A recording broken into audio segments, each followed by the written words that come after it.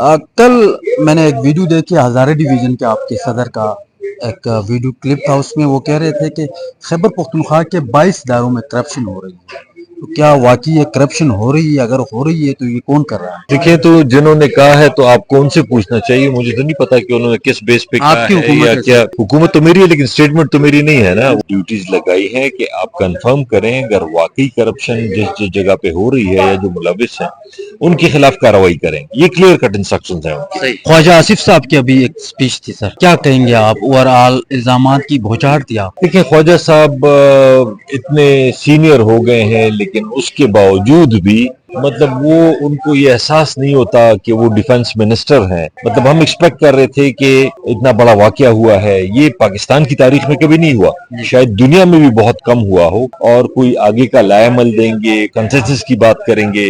जो असल तवज्जो है, बार बार हम उन्हें याद दिलाते रहे कि जी आज तो मसला आप जाफर एक्सप्रेस पे बात करें, वो फिर पीटीआई ने ये कर दिया, पीटीआई ने वो कर दिया, इमरान खान ने ये कह दिया। तो उनके तो दिमाग पे ही पीटीआई सवार है। क्या कहेंगे सर, ऐसे वाक़यात को रोकने के लिए क्या इक़दामात करने चाहिए? जो हमारे डिसीजन मेकर्स हैं, जो लोग यहाँ पार्लियामेंट में बैठे हुए हैं, ये नहीं, जो असल डिसीजन मेकर्स हैं पाकिस्तान के, उनको भी और इनको भी ये सोचना पड़ेगा, केपी का भी और बलूचिस्तान का भी। जी। जो आपके आइन से बाहर जाते हैं, जो आपके कानून से बाहर जाते हैं, जो आपके मुल्क को नहीं मानते, जो आपके कानून को नहीं मानते, उनको फिर डिफरेंट एंगल से ट्रीट करना पड़ेगा। लेकिन जरूरी चीज ये है कि पहले आप उसकी सीरियसनेस को तो समझें।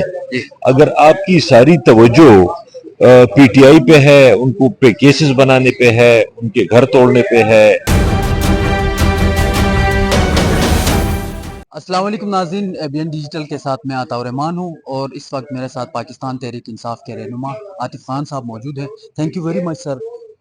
कल मैंने एक वीडियो देखी हज़ारे डिवीज़न के आपके सदर का एक वीडियो क्लिप था। उसमें वो कह रहे थे कि खैबर पख्तूनख्वा के 22 इदारों में करप्शन हो रही है। तो क्या वाकई ये करप्शन हो रही है? अगर हो रही है तो ये कौन कर रहा है? देखिए, तो जिन्होंने कहा है तो आपको उनसे पूछना चाहिए। मुझे तो नहीं पता कि उन्होंने किस बेस पे कहा आपकी है हुकूमत या है क्या। सर। हुकूमत तो मेरी है लेकिन स्टेटमेंट तो मेरी नहीं है ना। वो जी। तो जिन्होंने कहा है उनको ज्यादा डिटेल में पता होगी। लेकिन बहरहाल जब पिछले खान साहब से मुलाकात हुई थी जेल में, जी। उन्होंने यही बात की थी कि शिकायत मिली है उनको। जी।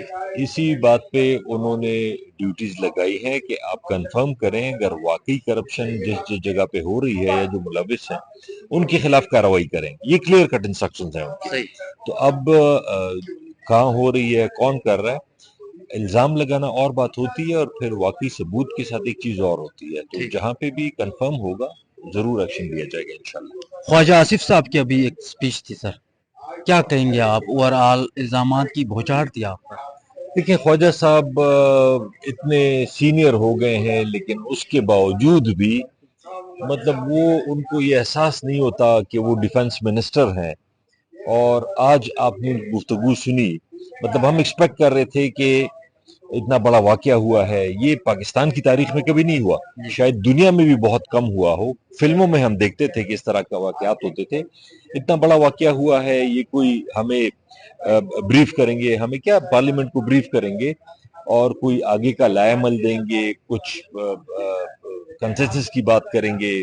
लेकिन उन्होंने तो उठते ही पीटीआई पे, जैसे ये पीटीआई ने किया है, और सारी तवज्जो उनकी पीटीआई पे है। जो असल तवज्जो है, बार बार हम उन्हें याद दिलाते रहे कि जी आज तो मसला आप जाफर एक्सप्रेस पे बात करें, जी। आप बलूचिस्तान पे बात करें, वो फिर पीटीआई ने ये कर दिया, पीटीआई ने वो कर दिया, इमरान खान ने ये कह दिया। तो उनके तो दिमाग पे ही पीटीआई सवार है। मेरे ख्याल में शायद उनकी अहलियतें भी नहीं रही, उनको रिजाइन कर देना चाहिए। तो हमने क्लियर आज डिमांड की है कि डिफेंस मिनिस्टर को इस वाक्य पे और फिर स्पेशली उनका जो रवैया आज रहा है उनको रिजाइन कर देना चाहिए। सर ये दुनिया का छठा बड़ा ट्रेन हादसा था, दुनिया का मतलब दुनिया लेवल का। और सर इसमें बहुत सारे, कोई कहता है, अब ख्वाजा आसिफ साहब कह रहे थे 25 हो गए हैं, कोई कहता है 100 है, जितने भी थे बाहर सूरत। क्या कहेंगे सर, ऐसे वाक़यात को रोकने के लिए क्या इक़दामात करने चाहिए हमारे पास इस मुल्क में? और ख़ासकर दहशतगर्दी बढ़ रही है अभी मजीद। देखिए, पहली बात तो ये है कि जो हमारे डिसीजन मेकर्स हैं, یہ جو لوگ یہاں پارلیمنٹ میں بیٹھے ہوئے ہیں یہ نہیں، جو اصل ڈیسیجن میکرز ہیں پاکستان کے، جو ان کو چلانے والے ہیں، ان کو بھی اور ان کو بھی یہ سوچنا پڑے گا کہ اول تو آپ ایک مسئلہ تبھی حل ہوتا ہے جب آپ اس کو مسئلہ سمجھتے ہیں اور اس کو سیریسلی اس پہ سوچتے ہیں، اس کو حل کرنے کے لیے کچھ اقدامات کرتے ہیں. تو پہلے تو سیریسلی اس پہ سوچنا پڑے گا کہ یہ واقعی ایک مسئلہ ہے کے پی کا بھی اور بلوچستان کا بھی. پھر دوسرے نمبر پہ آپ کو کنسنسس پیدا کرنا پڑتا ہے ڈفرینٹ پولیٹیکل پارٹیز کے ساتھ، ڈفرینٹ لوگوں کے ساتھ، جو وہاں پہ جن لوگوں کی جنون گریونسز ہیں ان کو آپ کو ساتھ ملانا پڑے گا، جو آپ کے آئین سے باہر جاتے ہیں، جو آپ کے قانون سے باہر جاتے ہیں، جو آپ کے ملک کو نہیں مانتے، جو آپ کے قانون کو نہیں مانتے، ان کو پھر ڈفرینٹ اینگل سے ٹریٹ کرنا پڑے گا. لیکن ضروری چیز یہ ہے کہ پہلے آپ اس کی سیریسنس کو تو سمجھیں. اگر آپ کی ساری توجہ پی ٹی آئی پہ ہے، ان کو پہ کیسز بنانے پہ ہے، ان کے گھر توڑنے پہ ہے، ان کو اغوا کرنے پہ ہے، ان کو صرف بیانی کے طور پہ اینٹی پاکستان دکھانے کے لیے کہ جی پاکستان کے خلاف ہیں. پاکستان کے کون خلاف ہے؟ تحریک انصاف میں میرے خیال میں جتنے محب وطن پاکستانی ہیں شاید ہی کسی اور پارٹی میں ہوں، لیکن یہ کبھی کہتے ہیں جی شہیدوں کا کر رہے ہیں. ہم تو سمپل یہ پوچھ رہے ہیں کہ جو بلوچستان میں ہوا ہے اس کا حل کیا ہے، ہوا کیا ہے، اس کا حل کیا ہے. آپ اپنا پروگرام دے دیں. وہ کہتے ہیں جی آپ پاکستان کے خلاف ہیں، آپ شہیدوں کے خلاف ہیں. اس روی سے تو کوئی تبدیلی نہیں آئی. سر جن 190 ملین پاؤنڈ پیسوں پر عمران خان کو 14 سال سزا سنائی گئی، اس کا یونیورسٹی بنانے کا اعلان کیا گیا ہے، کیا کہیں گے؟ وزیر اعظم صاحب نے خود اعلان کیا. تو دیکھیں اس میں تو سمپل سی بات یہ ہے کہ اگر کرپشن ہوئی ہے، پیسے تو پڑے ہوئے ہیں، پیسے تو پڑے ہوئے ہیں، اور انہی پیسوں سے ابھی وہ دوبارہ سے یونیورسٹی بنا رہے ہیں.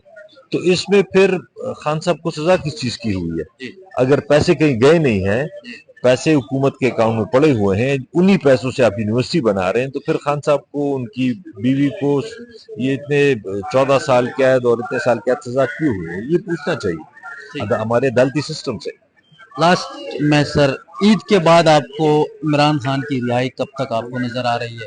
لاسٹ میں یہ بتائیے گا ہمیں، کیونکہ لوگ بڑے انتظار کر رہے ہیں پچھلی عید سے اس عید، رمضان کے بعد بڑی عید، پھر کرتے کرتے تک ابھی یہاں تک آ گئے تقریباً یہ 2 سال 1.5 سال تو ہو ہی گیا ہے اس کا، تو اب 2 سال بھی ہونے والے ہیں. کب مطلب رہائی ممکن ہوگی؟ دیکھیں ہماری طرف سے تو انشاءاللہ کوشش ہے کہ جلد سے جلد وہ رہا ہو جائیں، لیکن آپ کو پتا ہے یہ مخالف جو ہیں، جن لوگوں نے پورے طریقے سے پورے سسٹم کو جکڑا ہوا ہے، یہ پارلیمنٹ پہ ان کا اختیار ہے، جوڈیشری پہ ان کا اختیار ہے، بیوروکریسی پہ ان کا اختیار ہے، میڈیا پہ ان کا اختیار ہے. تو کوشش ہم اپنی طرف سے کرتے رہیں گے. عید کے بعد انشاءاللہ جیسی پلان بنتا ہے، ہم کوئی فائنل کر رہے ہیں، ابھی فائنل نہیں ہوا، ساری پارٹیوں کو ہم کوشش کر رہے ہیں کہ احتجاج بھی کریں. اچھا، اور مولانا فضل الرحمان کو ساتھ لے کے چلیں گے سر کیا نہیں؟ بالکل ہم مولانا فضل الرحمان کو بھی ساتھ لے کے چلیں گے، باقی پولیٹیکل پارٹیز کو بھی، جو بھی اپوزیشن کی پارٹیز ہیں ہم ساروں کو اکٹھے لے کے چلیں گے.